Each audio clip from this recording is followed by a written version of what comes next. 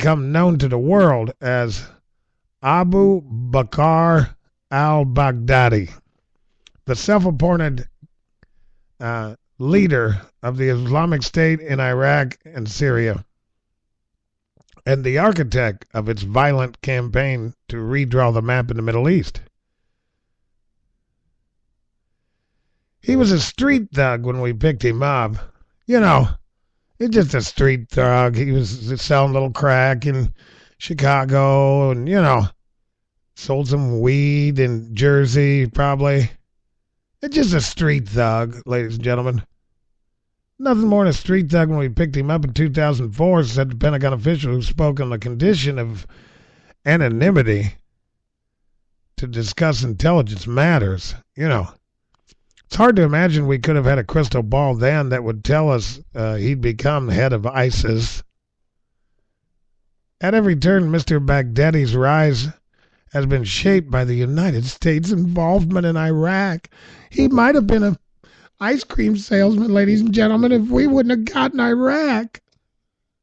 You can just, the liberalism just oozing out of this story. And, it makes me want to throw up in my mouth just a little bit. But I'm trying to hold it down for you, ladies and gentlemen. Most of the political changes that fueled his fight or led to his promotion were born directly from some American action. Oh, daggone Americans. Al-Baghdadi, he might have been like a car salesman. He could have sold Chevys or Fords or something. Had it not been for us going into Iraq, he might have just been a street thug. Mr. Baghdadi has seemed to reveal in the fight, promising that ISS would soon be in direct confrontation with the United States. He's Iraq's problem, ladies and gentlemen. No, boots on the ground is not an option. He's just a street thug.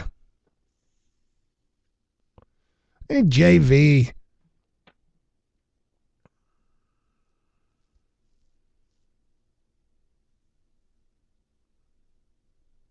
Still, when he first latched on to Al-Qaeda in the early years of the American occupation,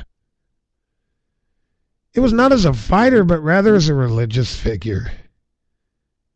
He has since declared himself caliph of the Islamic world and pressed a violent campaign to root out religious minorities like Shiites, Yazidis, that has brought condemnation from Al-Qaeda leaders.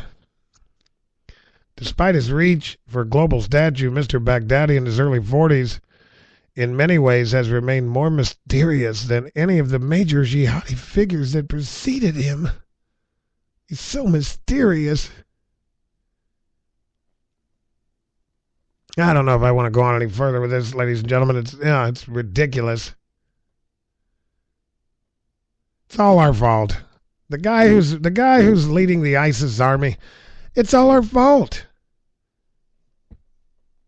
Let's just ignore 3,000 years of these barbarian monsters, who were chopping people's heads off long before the United States ever existed. And most likely, at the rate we're going, they'll be chopping people's heads off long after we're gone, having all of our heads chopped off by, Islamic barbarians, because we don't have the courage to kill every last one of them. And they apparently do.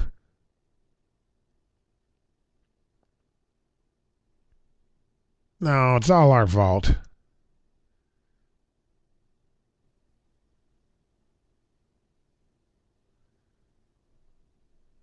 Never mind, we had our hands on him, for 4 or 5 years. Pentagon says that Mr. Baghdadi, after being arrested in Fallujah in early 2004, was released that December with a large group of other prisoners deemed low level. But an Iraqi scholar who has researched Baghdadi's life, sometimes on behalf of Iraq intelligence, said that Mr. Baghdadi had spent 5 years in an American detention facility where, like many ISS IS fighters. Now on the battlefield, he became more radicalized. You know, because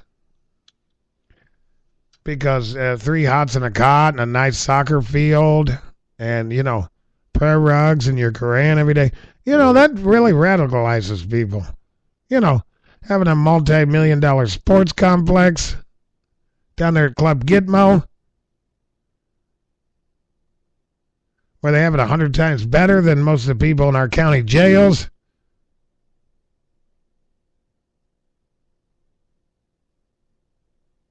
Like many ISIS fighters now on the battlefield, he became more radicalized.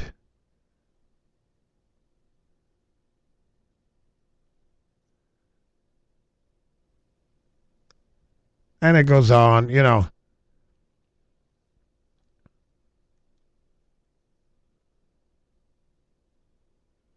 Early in the insurgency, he gravitated toward a new jihadi group led by a flamboyant Jordanian militant operative, Abu Musab al-Zawahiri.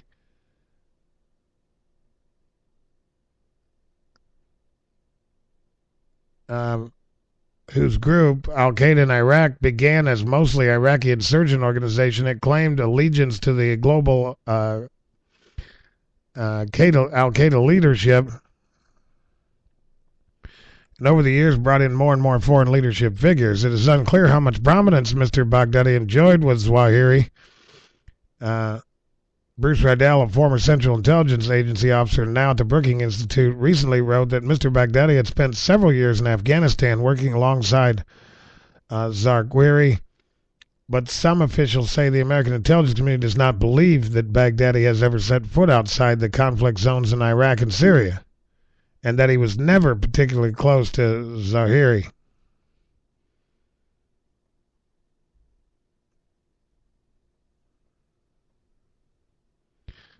As the Americans were winding down their war in Iraq, they focused on trying to wipe out Al-Qaeda in Iraq's remaining leadership. 2010, a joint operation by Iraqi and American forces made the biggest strike against the group in years, killing its top two figures in Tikrit.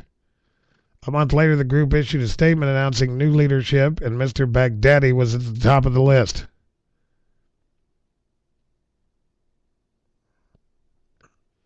And that goes on and on. You know, they paint this, and the guy's a monster. He's just a monster. But he's not a new monster. These monsters have been around since time began. They've been chopping people's heads off 1,000 years before America ever existed. And remember, ladies and gentlemen, us going into Iraq was a response. Okay, we can debate, we can argue whether Iraq was the best place to start. I personally think, looking back, I know why President Bush did it. We already had sanctions, we already had use of force, we already had UN approval. Because of the first Gulf, we already had a bunch of stuff in place that made Iraq the easiest place to start. Is that where we should have started? Looking back, I think no. I think we should have started in Iran, the biggest sponsor of terrorism, state sponsor of terrorism in the world, and has been since the late 70s. That's where we should have started, but I digress.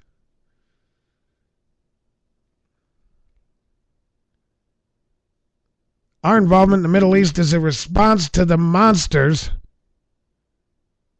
who brought the fight to us on September 11th. These monsters have been chopping people's heads off. Oh, the faces change, the names change. The book is the same.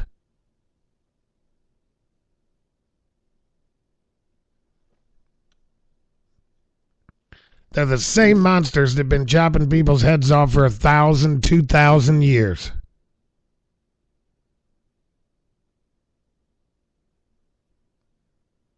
$1,400 years.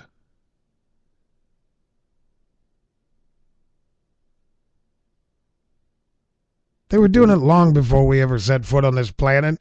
And Mr. Baghdadi,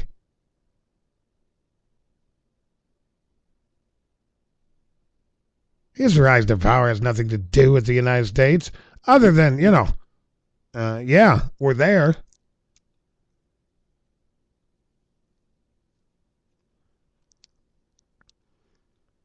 he would have radicalized whether we were there or not.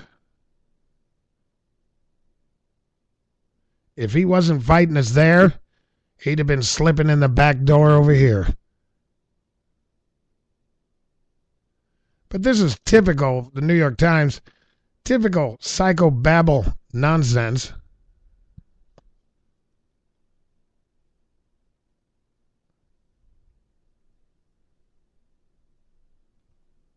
Typical liberal, intellectual, psychobabble nonsense.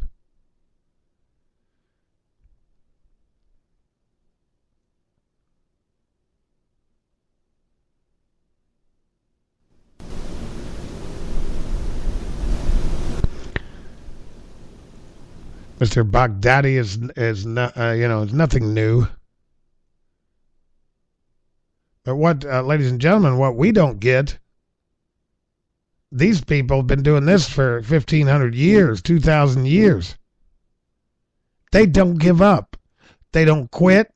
They don't become war weary. They chop off people's heads until somebody puts a bullet in theirs. And that's exactly what we're going to have to do. It's exactly what needs to be done. We should have never pulled out of Iraq. We should have forced the Iraqi government to sign the status of forces agreement. We should have left 100,000 troops there. And made the Iraqis pay for it. You know, that whole war for oil. George Bush, you got a war for oil, everybody. George Bush lied and people died. It's just Dick Cheney, Halliburton war for oil. Where's my oil? I want my oil now. You know, since the president's declared war on coal and, our oil companies, where's my oil? I'd be pretty cool with taking a little oil. Should have left 100,000 troops there. 60,000, 50,000, whatever the generals say we need to leave to mentor and train the Iraqis.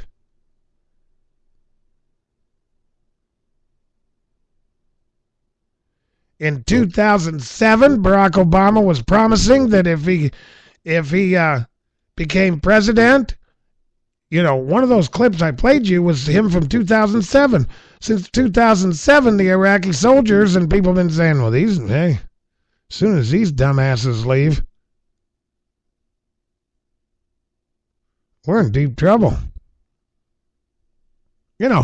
Why would they trust us? Why would they give their lives?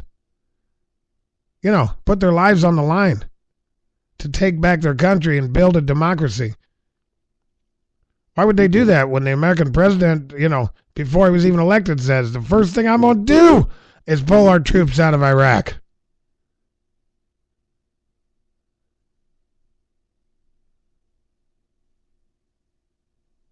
And the poor Iraqis, they're playing both ends against the middle. While we're there, they're trying to do what they think we want them to do. They know the minute we leave, the barbarians are going to rise back up. And they know it's going to happen because, Barry Soetoro has already promised to make it happen back as far as 2007. And that's exactly what happened. And they knew it was coming. The minute it came, they threw their guns down and ran like hell.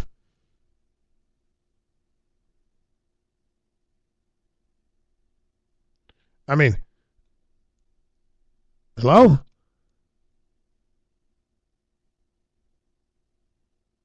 That typical liberal psychobabble horse crap. U.S. actions in Iraq fueled rise of a rebel. Oh, they're going to make a movie about him? They sound like they're doing an autobiography on him, make him sound like some kind of hero. When he's a monster.